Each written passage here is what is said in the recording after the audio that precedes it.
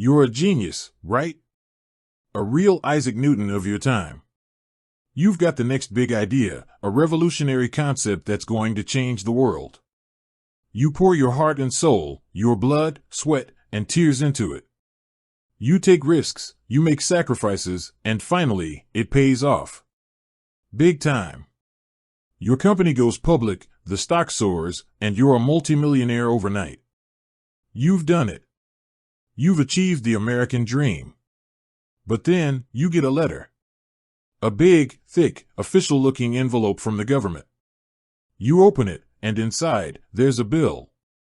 A bill for a massive chunk of your hard-earned money. You're told it's for something called capital gains tax.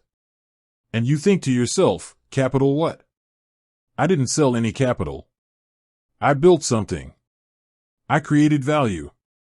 Why should I have to pay a tax on that? It's a question that sparked countless debates, fueled political campaigns, and even led to a few angry letters to the editor. And it's a question that, believe it or not, has a surprising connection to one of history's most brilliant minds, Sir Isaac Newton. That's right, the guy who gave us the laws of motion and a little thing called gravity. The man who sat under an apple tree and had a eureka moment. The same guy who, in a strange and fascinating twist of fate, also found himself at the center of a financial scandal that would change the world of taxation forever. To understand how Newton and capital gains tax are connected, we need to go back in time, to the late 17th century.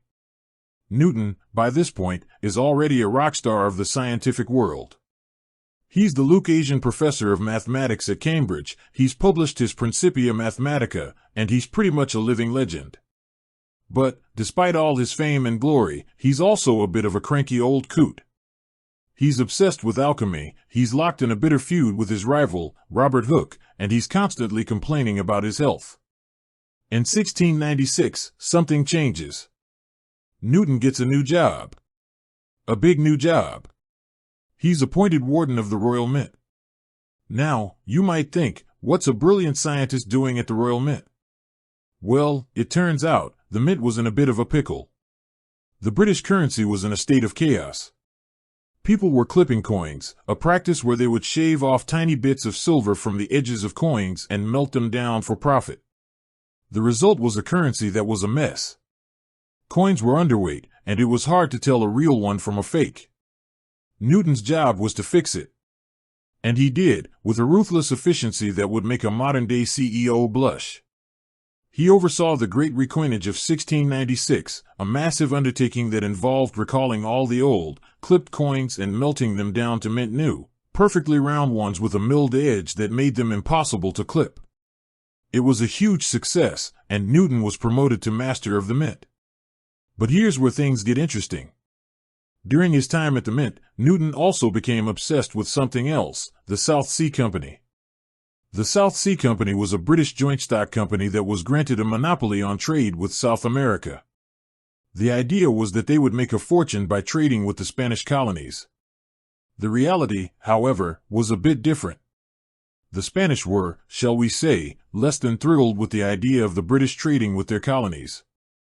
So, the South Sea Company wasn't exactly a booming success. But that didn't stop people from believing in it. The company's stock became a speculative frenzy. People from all walks of life, from dukes to duchesses, from merchants to maids, were buying up shares, convinced that they were going to get rich quick. It was the original tulip mania, but with stocks instead of flowers. Newton himself wasn't immune to the hype. He bought a bunch of shares in the South Sea Company, and he watched as the price soared. At one point, he sold his shares, making a tidy profit of around £7,000. Now, to put that in perspective, that's the equivalent of millions of dollars today. But then, for some reason, he got back in. He bought even more shares, convinced that the price would keep going up. It didn't. The bubble burst. The price of the South Sea Company stock plummeted, and the company went belly up. Newton, along with thousands of other investors, lost a fortune. He reportedly lost around £20,000, which is an astronomical sum of money, even for a guy who was the master of the mint. He famously said, "I can calculate the motions of the heavenly bodies, but not the madness of people." So, what does this have to do with capital gains tax? Well, the South Sea Bubble, as it came to be known, had a profound effect on the British economy and on the way people thought about financial markets. For the first time, people realized that you could make a ton of money from something other than just selling a physical product. You could make a fortune by just buying and selling shares of a company. And, for the first time, the government realized that there was a huge, untapped source of revenue. Fast forward to the 20th century. The United States is in the midst of the Great Depression. The government is looking for ways to raise money to fund all the new social programs and public works projects that are part of President Franklin D. Roosevelt's New Deal. And they remember the lesson of the South Sea Bubble.